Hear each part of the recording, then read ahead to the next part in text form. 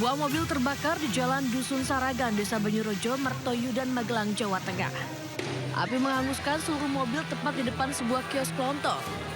Menurut salah satu saksi, peristiwa bermula saat percikan api muncul secara tiba-tiba dari dalam mobil dan seketika langsung terbakar.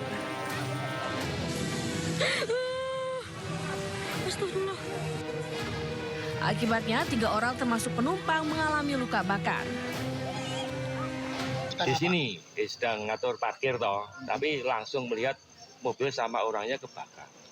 Yang pertama mobil keluar dari dalam itu percikan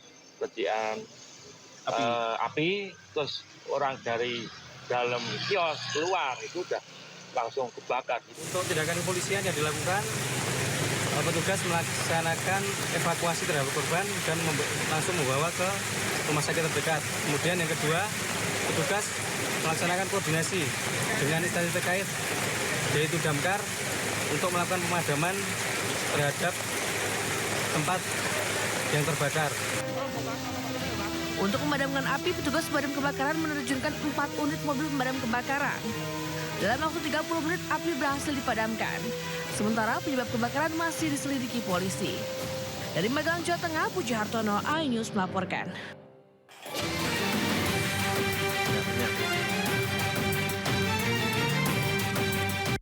Di Sampang, Jawa Timur menjadi korban ledakan mercon spiritus saat bermain di pemukiman. Keduanya pun langsung dilarikan ke rumah sakit lantaran alami luka bakar. Polres Sampang mengagalkan patroli untuk mencegah terulangnya kembali peristiwa ini. Lantasan saat ini permainan mercon spiritus atau dem-jedem marak di sejumlah desa di Sampang, Jawa Timur. Permainan ini menggunakan kaleng bekas yang diisi cairan spiritus, kemudian disulut api hingga menimbulkan ledakan keras. Ledakan dari kaleng berisi spiritus dapat memicu percikan api dan serpihan logam yang berpotensi melukai pemain maupun warga di sekitarnya.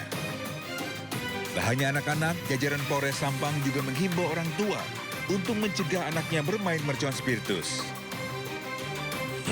Himbauan dari Polsek Sampang kepada masyarakat untuk tidak memakai atau tidak menyalakan dem-jedem atau petasan spiritus itu karena apa? Akan menimbulkan kebakaran baik pada dirinya maupun orang lain. Pencegahan dini melalui edukasi dan peran keluarga menjadi kunci agar insiden serupa tidak kembali terulang.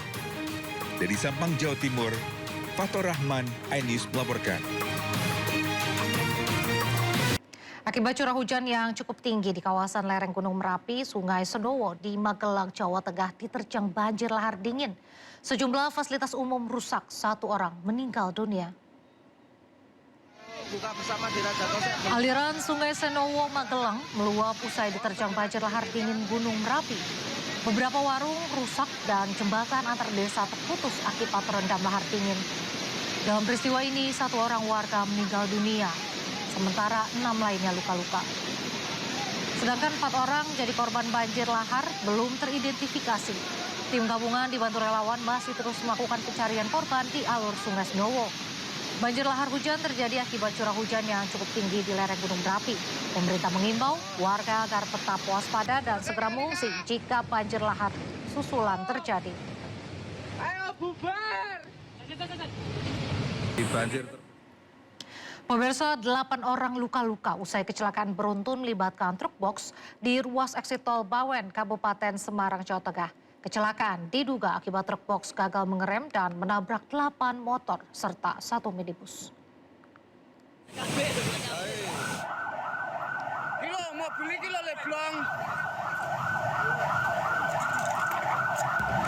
Video amatir warga merekam detik-detik usai kecelakaan beruntun di eksit tol Bawen Selasa malam. Sejumlah pengendara terkapar di jalan, beberapa korban terjepit dan minibus rusak parah di bagian belakang. Kecelakaan bermula saat kendaraan berhenti di lampu merah. Truk box dari arah Semarang menuju Salatiga melaju kencang dan menabrak dari belakang. Dugaan sementara sopir truk gagal melakukan pengereman. Telah terjadi kecelakaan lalu lintas yang melibatkan 10 kendaraan, yaitu 1 kendaraan truk box, kemudian 1 expander, dan sisanya adalah 8 diantaranya adalah kendaraan sepeda motor. Akibat kejadian ini, 8 orang luka-luka. 2 luka ringan rawat jalan, 6 luka sedang hingga berat dirawat di RS Atin. Seluruh kendaraan dan supir truk box diamankan ke unit laka lantas Polres Semarang untuk penyelidikan. Dari Kabupaten Semarang, Jawa Tengah, Nurisa Lulu, iNews melaporkan. Nekat menerobos lampu merah, seorang pengendara motor ojek online tertabrak mobil minibus di kawasan Grogol, Jakarta Barat. Akibatnya korban pun mengalami luka parah.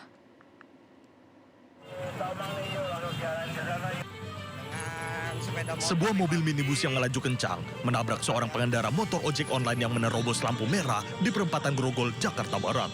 Akibatnya mobil minibus alami kerusakan pada bagian depan, sementara pengemudi motor ojek online luka parah.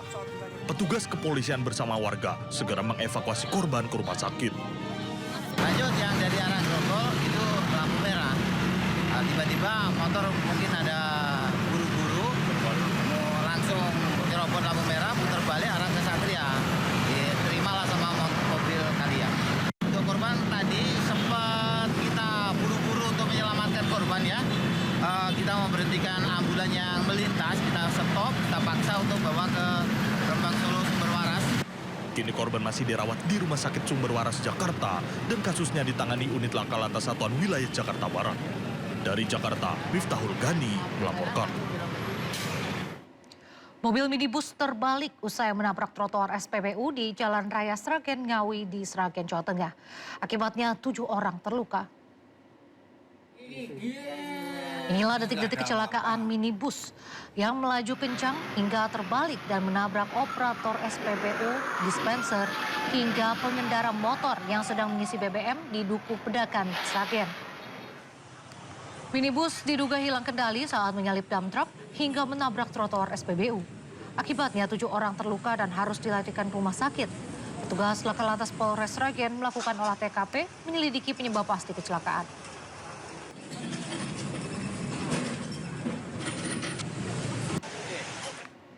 Informasi berikutnya pemirsa, niat baik di bulan suci Ramadan tercoreng oleh konvoi gerombolan motor yang melakukan aksi penyerangan ke pemukiman warga di kawasan Sunter Agung, Tanjung Priok, Jakarta Utara. Aksi tersebut pun memicu keresahan warga yang sedang beraktivitas lantaran para pelaku selain membawa senjata tajam juga menembakkan petasan ke rumah warga.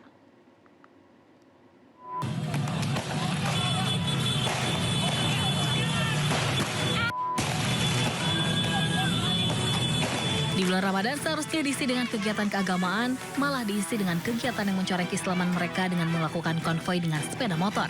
Serta dibarengi menghujani permukiman warga di RW 01 Sunter Agung, Tanjung Priok, Jakarta Utara dengan petasan.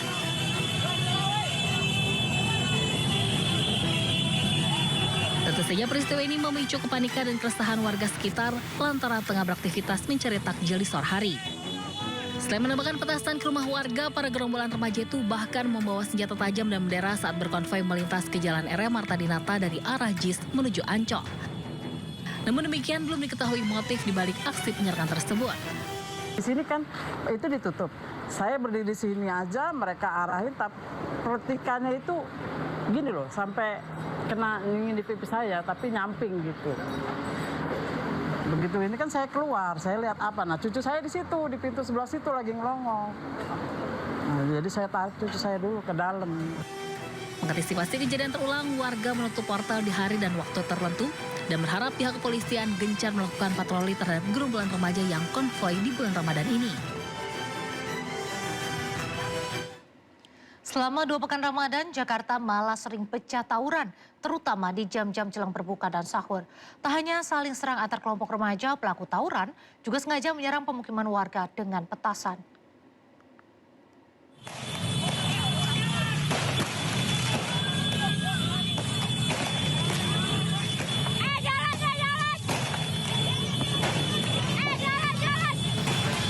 Konvoi gerombolan pemotor remaja tiba-tiba menyerang permukiman warga di Sunter Agung, Tanjung Priok, Jakarta Utara.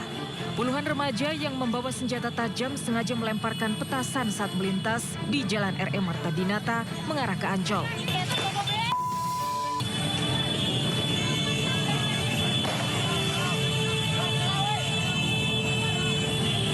Peristiwa ini terjadi sore hari saat sebagian warga tengah mencari takjil untuk berbuka puasa. Peristiwa ini membuat warga resah. Beberapa warga bahkan nyaris terkena petasan. Itu petasan kencang sekali, tin sambil klakson. Jadi saya kalau udah ada klakson sama petasan, udah pecah ini. Itu ditutup. Saya berdiri di sini aja, mereka arahin, tapi pertikannya itu gini loh, sampai kena di pipi saya, tapi nyamping gitu. Demi keamanan, warga menutup portal agar kerusuhan tidak sampai melukai warga.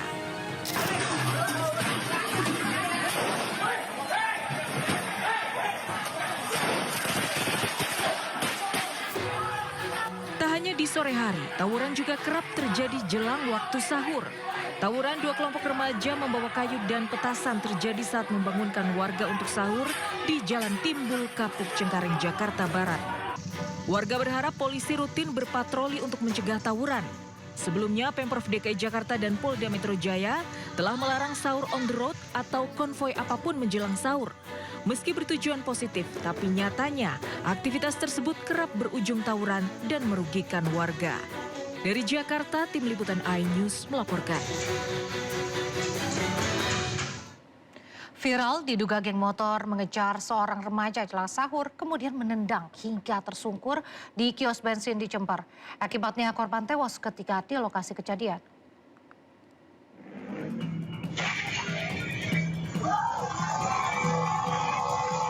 Terekam kamera pengawas di Jalan Raya Kecamatan Arjasa, Jember, Jawa Timur, sekelompok remaja menggunakan motor tiba-tiba menendang pengguna motor lainnya yang berada di sampingnya. Korban melaju dari arah Jember menuju Bondowoso. Akibat tendangan itu, korban menabrak kios bensin sebelah kiri jalan, kemudian terpental dan tewas seketika. Sedangkan kelompok pemotor itu pun kabur meninggalkan korbannya. Korban kemudian dibawa ke kamar jenazah rumah sakit daerah Subandi, Jember. Habis nubruk sana, ke sini nubruk Pak Anu tiang. Di sini sepedanya, orangnya di sini. Ya ini sisi orangnya. Lukup. Terus nabrak apa, Pak? Nabrak kios bensin, perda utama bensin. Oh ini, Pak, ya? Iya ini.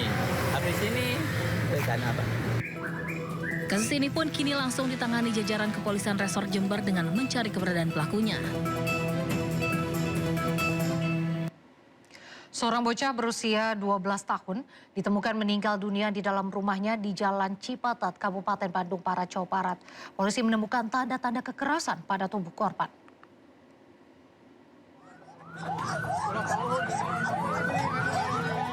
Warga kampung Warutiwu, Desa Cipatat, Kecamatan Cipatat digegerkan dengan penemuan seorang bocah laki-laki meninggal di dalam rumahnya Selasa malam. Korban berusia 12 tahun ditemukan oleh ibunya di lantai 2 rumah dalam kondisi tertutup kasur. Polisi menyebut ditemukan sejumlah luka pada tubuh korban serta hilangnya barang pribadi berupa telepon genggam.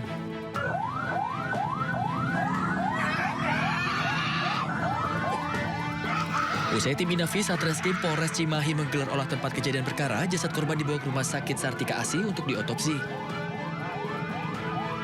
Di rumah sendirian, ibunya lagi jadi guru ngaji gitu. Guru ngaji. Jadi diketahuinya sama ibunya. Sama ibunya. Ya. Pas diketahui sama ibunya itu seperti apa, Pak? Langsung laporan ke Bapak atau gimana, Pak?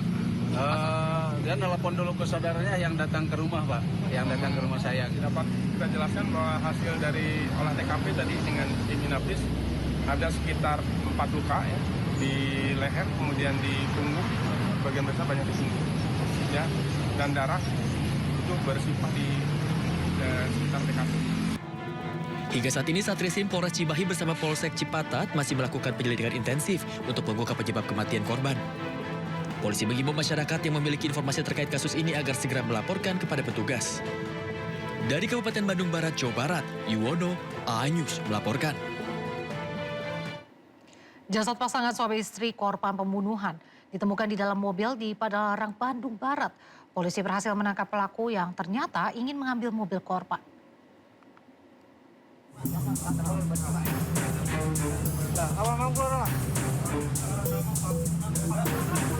Warga kampung Pamucatan Padalarang, Bandung Barat digemparkan dengan penemuan jasad pasangan suami istri di dalam mobil minibus yang terparkir di sebuah rumah kosong. Menurut warga, mobil sudah terparkir di halaman rumah kosong sejak hari Minggu. Namun tidak menduga kalau di dalamnya terdapat jasad Pak Sutri. Diduga keduanya merupakan korban pembunuhan karena warga temukan bercak darah di dalam mobil. Identitas kedua jasad diketahui bernama Muhammad Afzal dan Firja Afzal, warga Kecamatan Cisarua, Kabupaten Bogor. Keduanya merupakan asal Pakistan namun sudah menjadi WNI. Kurang tahu kan saya juga boleh masuk. Tadi Bapak lihat ada perempuan di dalamnya. Iya kan. Suami istri itunya. Suami istri itu. Ya. Yang satu orang asing, Pak. Orang dua-duanya orang Pakistan yang cuma udah warga WNI. Oh, WNI ya. Jadi artinya potongannya kayak orang-orang Pakistan lah gitu ya. Itu. Terus ada janggut-janggut ini kan udah. Pak, posisinya mereka terlungkup atau duduk, Pak? Berbaring Pak, udah tidur dudanya. Iya, udah berbaring pakai karung kan. Pengen apa sih, Bang?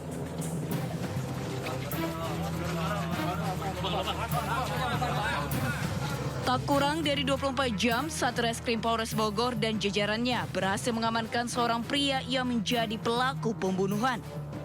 Pelaku ternyata membunuh Pak Sutri yang merupakan pemilik toko di Citeko Cisarua Bogor dan membuang jasad korban di Cimahi. Motif pembunuhan karena pelaku ingin mengambil mobil mewah korban. Kejadian terjadi di Kampung Citeko di Kecamatan Cisarua, Kabupaten Bogor. Menemukan korban berada dalam mobil Daihatsu, ya, mobil Grand Max yang ada di Padalarang. Selanjutnya tadi setelah melakukan serangkaian olah TKP di tempat penemuan dan berkoordinasi dengan Satreskrim Polres Cimahi untuk korban sudah dibawa kembali ke Kabupaten Bogor. Selain mengamankan pelaku, polisi juga mengamankan barang bukti 1 unit mobil mewah korban dan minibus yang digunakan untuk menyimpan jasad korban. Atas perbuatannya, pelaku dijerat pasal tentang pembunuhan berencana dengan ancaman kurungan seumur hidup. Dari Bandung dan Bogor, Jawa Barat, Yuwono dan Wildan Hidayat, iNews melaporkan. Pemirsa, polisi menangkap tersangka perampokan dan pembunuhan karyawati agen bank di Kabupaten Luwu, Sulawesi Selatan. Tersangka melakukan perbuatan kejinya karena untuk mengganti uang istrinya yang habis dipakai untuk judi online.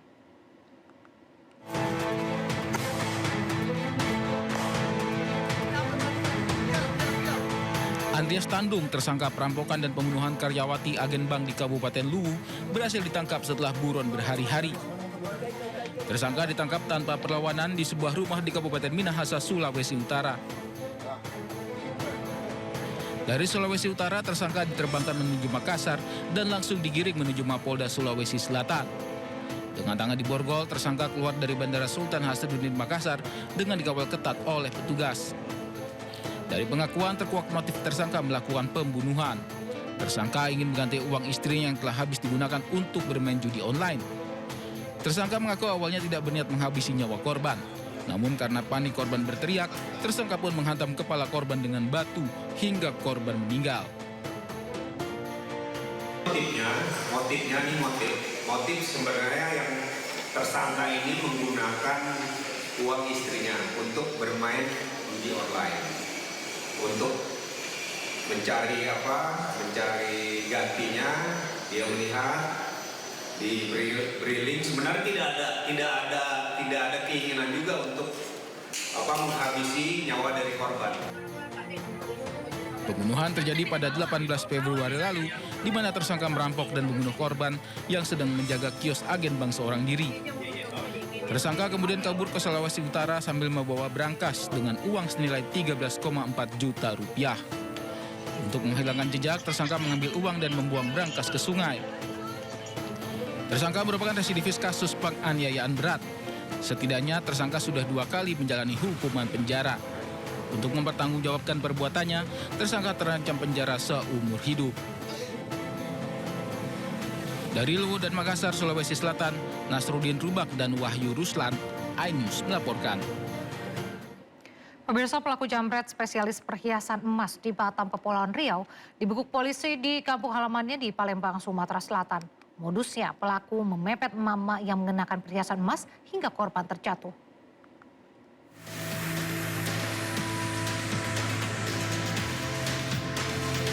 Pelaku jambret spesialis perhiasan emas ini tidak berkutik usai diringkus polisi di kampung halamannya di Palembang, Sumatera Selatan.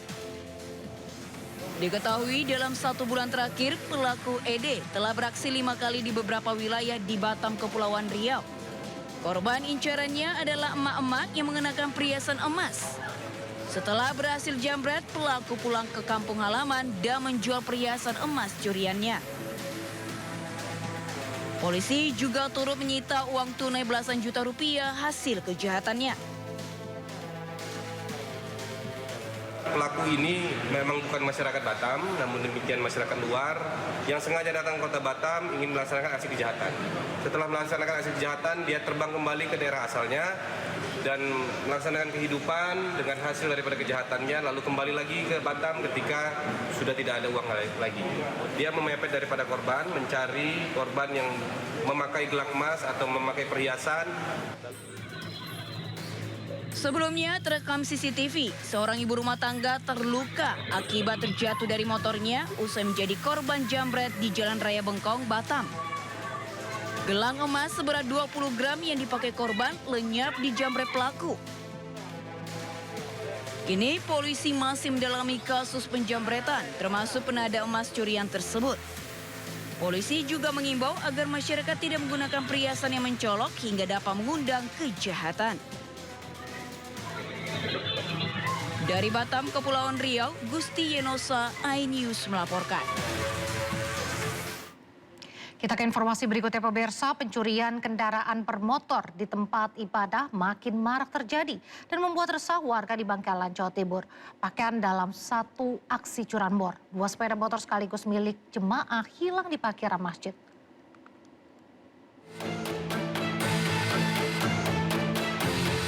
Insiden tersebut menimpa jamaah Masjid Darussalam, Kecamatan Kamal, Kabupaten Bangkalan.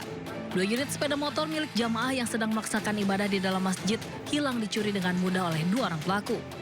Dalam video rekaman kamera pengawas, kedua sepeda motor yang terparkir di sisi utara masjid tersebut berhasil dibawa kabur hanya dalam hitungan beberapa detik tanpa disadari oleh pemilik motor maupun jamaah lain. Kedua pelaku tampaknya paham betul situasi di TKP meski terletak di kawasan padat pemukiman penduduk. Salah seorang takmir masjid menuturkan insiden ini terjadi saat ibadah sholat jamaah baru saja dimulai. Para pelaku memanfaatkan situasi tersebut sehingga bisa leluasa membawa kabur 2 motor korban tanpa diketahui. Kedua motor metik yang hilang dicuri merupakan milik warga setempat yang memang rutin sholat berjamaah di masjid ini. Merusak kontak, duduk dikasihkan temannya sepedanya. Dia ganti merusak yang satunya yang merah. Dia naiki sendiri, sudah. Nah itu. Berarti ada 2 motor sekaligus? Ada 2 motor. Diambil ini 2 motor 13 detik di CCTV. Itu pas sholat subuh, Pak? Iya, baru dimulai sholat subuhnya. Usai kejadian, pihak takmir masjid dan kedua korban langsung melaporkan ke polisi dan saat ini sedang dalam proses penyelidikan unit reskrim Mapolsek setempat. Pihak takmir masjid pun menghimbau agar para jamaah lebih berhati-hati saat memarkir motornya, termasuk menggunakan kunci ganda guna menghindari kejadian serupa terulang kembali.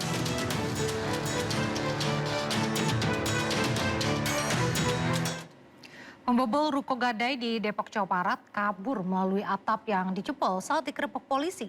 Aksi pelaku terpergok seorang karyawan yang ponselnya terhubung dengan CCTV di lokasi. Cabut nih.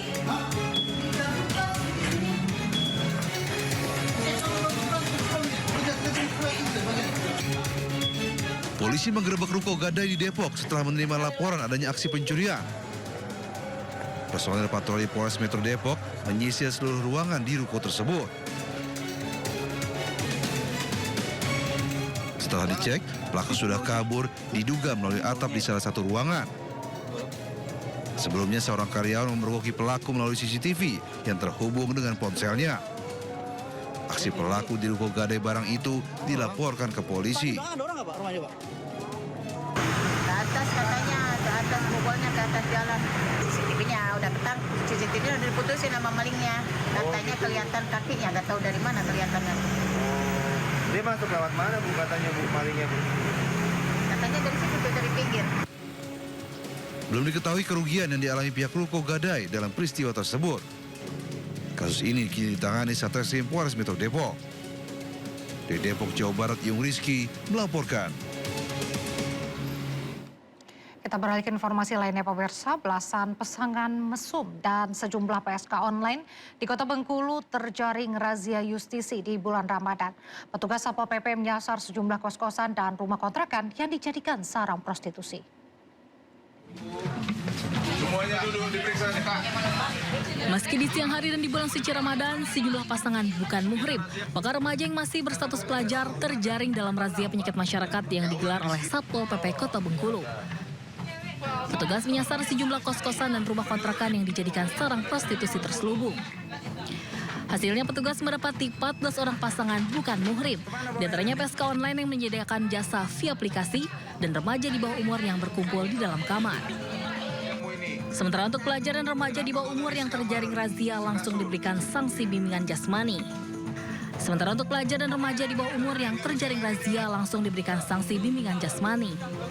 Temukan adanya informasi yang didapatkan dari warga Sawolebar Baru bahwa di tempat kos ini sering ada pasangan-pasangan yang bukan muhrim, terutama umurnya di bawah masih usia sekolah. Dan ternyata kita cross-check hari ini dan minta Bu Lurah, RT, RW yang di depan kita dampingi, ternyata informasi itu benar. Razia ini digelar untuk menertibkan praktik prostitusi terselubung dan juga razia penyakit masyarakat di bulan Ramadan. Selain razia, petugas dari Dinas Kesehatan Kota Bengkulu juga mengambil sampel dalam rangka screening pencegahan penyakit HIV/AIDS dan penyakit menular lainnya. Satpol PP mewarning pemilik usaha kos-kosan dan sejenisnya untuk melarang segala bentuk tindak asusila dan prostitusi terselubung yang meresahkan masyarakat di Kota Bengkulu. Kenapa kau tadi sekamar sekasur? Pemirsa, Komisi Pemberantasan Korupsi meminta Hakim Tunggal Pengadilan Negeri Jakarta Selatan menolak permohonan pra-peradilan Menteri Agama Yakut Khalil Qomas dalam kasus dugaan korupsi kuota haji. Hal ini disampaikan KPK saat memberikan jawaban atas gugatan pra-peradilan Yakut sore tadi.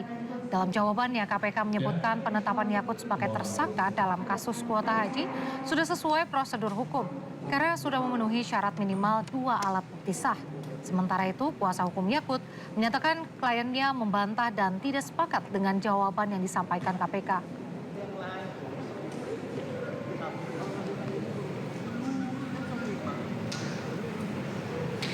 KPK sampaikan bahwa mereka mengacu kepada KUHP lama sehingga menjadi pembenaran terkait dengan surat penetapan yang tidak diserahkan, kemudian pasalnya yang masih menggunakan pasal 2 dan pasal 3 Undang-Undang Tipikor dan pasal 55 KUHP lama, semestinya kan itu sudah dicabut ya. Kami ingin tunjukkan bahwa ada surat panggilan dari KPK yang mereka justru sudah mengacu kepada KUHP baru ya. Di sini disampaikan bahwa berdasarkan pasal 143 huruf D Undang-Undang Nomor 20 Tahun 2025 tentang KUHP, saksi berhak dan lain sebagainya. Jadi mereka tidak konsisten. Di satu sisi mereka menggunakan bahwa proses hukum ini menggunakan KUHP dan KUHP lama.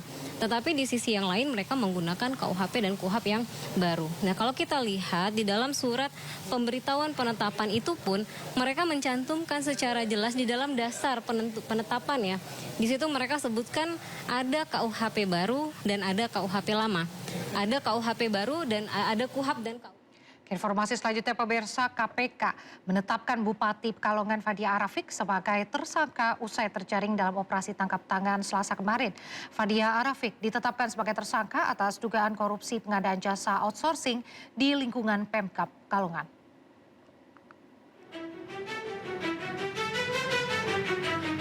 KPK menetapkan Bupati Pekalongan Fadia Arafik sebagai tersangka dugaan korupsi pengadaan tenaga outsourcing di lingkungan pemerintah Kabupaten Pekalongan. Ia ditetapkan sebagai tersangka usai terjaring operasi tangkap tangan bersama 13 orang lainnya pada Selasa dini hari. Bupati Pekalongan Fadia Arafik nampak mengenakan rompi oranye setelah selesai menjalani pemeriksaan di Gedung Merah Putih KPK. KPK menduga ada kesepakatan yang dilakukan oleh beberapa pihak untuk mengatur dan mengondisikan agar vendor atau perusahaan tertentu terpilih menjadi penyedia tenaga outsourcing di lingkungan Pemkab Pekalongan. Dalam operasi tersebut, KPK turut mengamankan sejumlah barang bukti berupa perangkat elektronik serta kendaraan. Penetapan dan penahanan tersangka. Bahwa berdasarkan kecukupan alat bukti dalam dugaan tindak pidana korupsi terkait pengadaan jasa outsourcing dan pengadaan lainnya di lingkungan pemerintah Kabupaten Pekalongan tahun anggaran 2023-2026, KPK menaikkan perkara ini ke tahap penyidikan dengan menetapkan 1 orang tersangka, yaitu Saudari FAR selaku Bupati Pekalongan periode 2025-2030. KPK selanjutnya melakukan penahanan terhadap Saudari FAR untuk 20 hari pertama sejak tanggal 4 hari ini sampai dengan tanggal 23 Maret 2026. Sementara itu Fadia membantah dirinya terlibat operasi tangkap tangan karena menilai tidak ada uang sepeser pun yang diamankan oleh KPK dalam penangkapannya di Semarang Selasa dini hari. Yang penting saya sampaikan kepada tidak pernah OTT dan tidak ada barang serupiah pun di saya demi Allah. Walaupun di kepala dinas saya pun juga tidak ada serupiah. Kita mengikuti aja lah. KPK selanjutnya melakukan penahanan terhadap Fadia untuk 20 hari pertama hingga tanggal 23 Maret 2026 di Rutan Cabang Gedung Merah Putih KPK. Dari Jakarta, Amrina Rida, Andri Setiawan, iNews melaporkan. Selain Bupati Pekalongan Fadia Arafik, 14 orang lainnya juga terjaring operasi tangkap tangan KPK. Sekretaris Daerah Kabupaten Pekalongan Yulian Akbar bersama 10 orang lainnya tiba di Gedung Merah Putih KPK menggunakan bus pariwisata.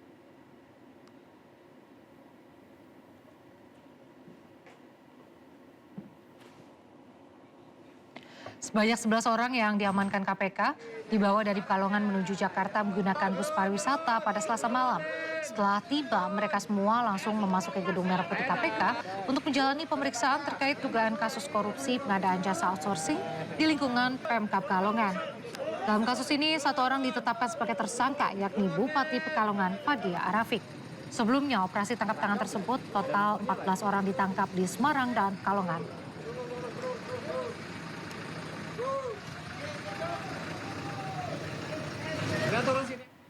Kita ke informasi berikutnya. Pemirsa, Presiden Prabowo Subianto memanggil sejumlah Menteri Kabinet Merah Putih untuk menghadiri rapat terbatas di Istana Kepresidenan Jakarta. Sejumlah Menteri Kabinet Merah Putih hadir di Istana siang tadi, diantaranya ada Menteri Agama Nasaruddin Umar, Menko Pangan Zulkifli Hasan, dan Menteri SDM Bahlil Lahadalia. Beberapa agenda dibahas dalam rapat terbatas kali ini, diantaranya seputar energi, pangan, dan kesiapan jelang Idul Fitri.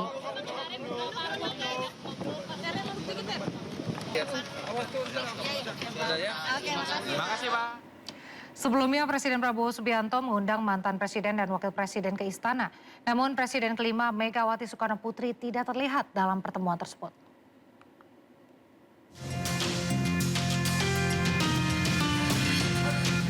Presiden Prabowo Subianto mengundang para pemimpin lintas generasi ke Istana Kepresidenan Jakarta. Presiden ke-7 RI Joko Widodo dan Presiden ke-6 Susilo Bambang Yudhoyono hadir untuk memenuhi undangan Presiden Prabowo. Selain itu hadir pula Wakil Presiden ke-10 dan 12 Yusuf Kala.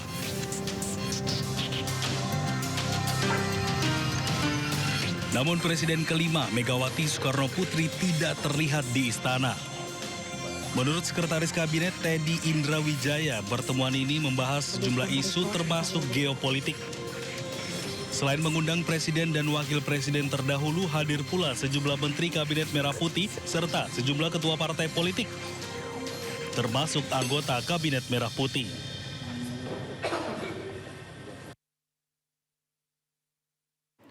Ya pemirsa, kita ke informasi selanjutnya. Pulang kampung mudik lebaran kali ini dimeriahkan dengan tebaran diskon dari pemerintah.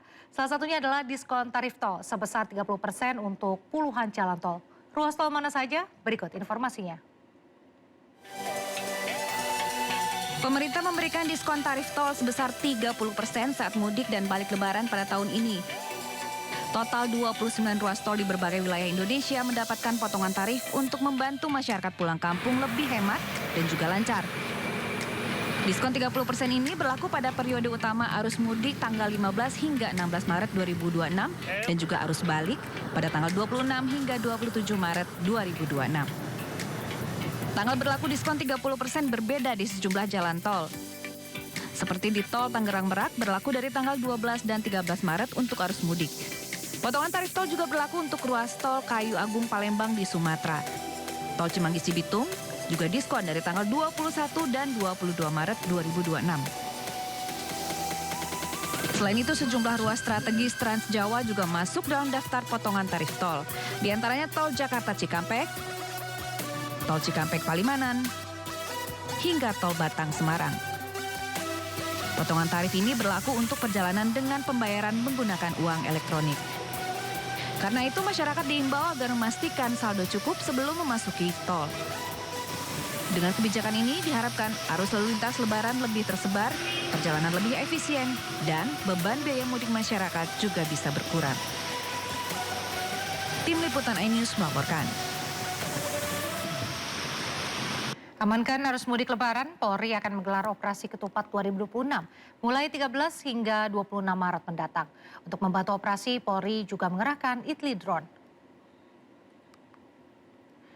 Dalam operasi ketupat tahun ini, Polri mengoptimalkan penggunaan Itli Drone.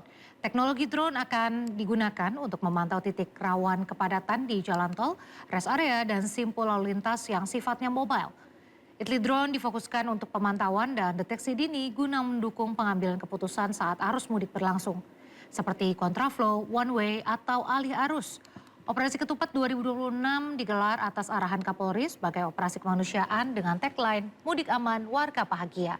Ribuan personel gabungan dari Polri, TNI, dan berbagai kementerian serta stakeholder akan diterjunkan.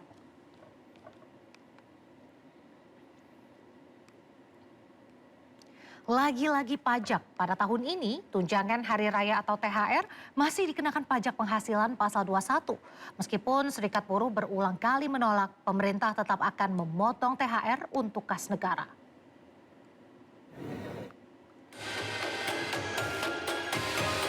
Bukan hal baru bila tunjangan hari raya atau THR dikenakan pajak penghasilan pasal 21. Begitu juga tahun ini, pemerintah melalui Menteri Tenaga Kerja Yasirli menegaskan bahwa THR pekerja swasta tetap akan dipotong pajak sesuai aturan yang berlaku. Besaran THR karyawan swasta berikut dengan pajaknya sudah diatur dalam Undang-Undang Ketenagakerjaan. Potongan pajak THR tidak memiliki angka persentase tetap. Sebaliknya, potongan menggunakan skema tarif efektif rata-rata yang menyebabkan besaran potongan bervariasi dari 0% hingga 34%. Dalam perhitungan ini, persentase pajak diantaranya ditentukan oleh total penghasilan bruto, yaitu gabungan antara gaji bulanan dan juga THR yang diperoleh. Penerimaan yang bersamaan inilah akhirnya menimbulkan kritikan dari para pekerja swasta, terutama buruh. Lonjakan pajak yang ditimbulkan dinilai bisa membebani pekerja. Karena itu, bebas pajak THR dinilai penting agar pekerja bisa merasakan manfaatnya secara maksimal. Tim Liputan iNews melaporkan.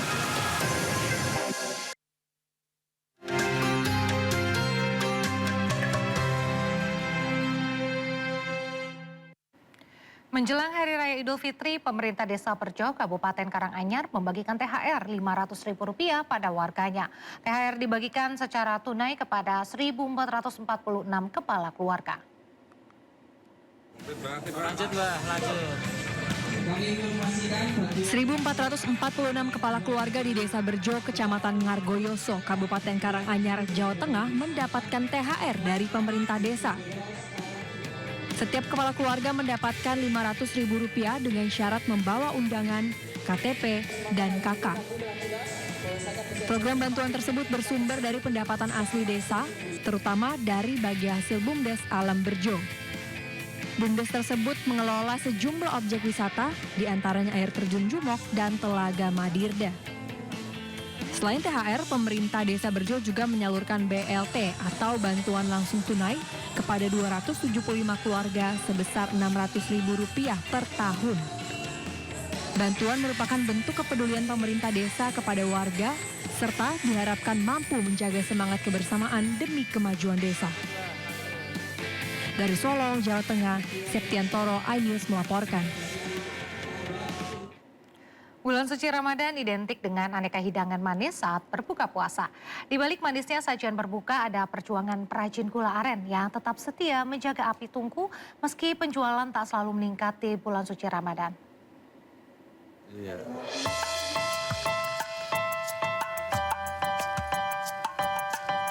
Asap tipis mengepul dari dapur sederhana di Kelurahan Sumber Agung, Kecamatan Kemiling, Bandar Lampung. Di rumah inilah Suparlan dan istrinya Karsia mengolah nira menjadi gula aren sejak 2012 lalu. Setiap pagi, kayu bakar disusun rapi. Nira dituang ke dalam kuali besar. Api dijaga agar tetap stabil. Selama 5 hingga 6 jam, Karsiah terus mengaduk cairan coklat itu hingga mengental. Dalam sehari, Pak Sutri ini mampu menghasilkan 10 hingga 12 toros gula aren. Satu toros berisi 10 keping dan dijual seharga Rp30.000. Namun tahun ini, penjualan terasa biasa saja. Tidak ada lonjakan yang signifikan. Jualan ya namanya di kampung, kadang ya begitu bikin langsung habis, kadang ya enggak. Itu memang pelanggan aja Bu ya? Ya pelanggan juga ya. Ya namanya kita kan dari mulut ke mulut tuh, jadi memang nggak dipasarin ke pasaran. Biasanya, Ramadan menjadi momen ramai pesanan. Gula aren dibutuhkan untuk campuran aneka makanan dan minuman untuk berbuka puasa. Namun, di balik manisnya gula aren yang tersaji saat berbuka, ada kisah ketekunan, kesabaran, dan harapan yang tak pernah padam. Dari Bandar Lampung, Andres Afandi, iNews melaporkan.